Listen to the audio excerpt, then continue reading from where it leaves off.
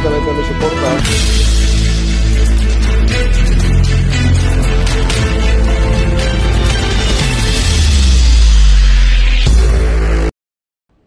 First and foremost, ipapakita natin ng suporta sa ating mga estudyante na ngayong araw ay bumalik sa mga eskwelahan nila para sa pagsimula ng bagong school year.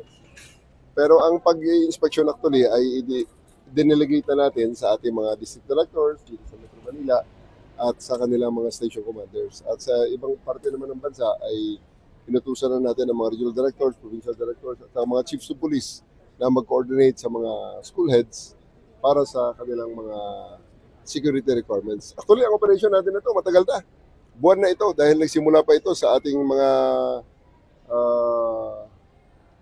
ang mga coordination natin is matagal na natin ginawa sa ating mga school heads. Nagsimula pa tayo sa mga brigada eskwela natin.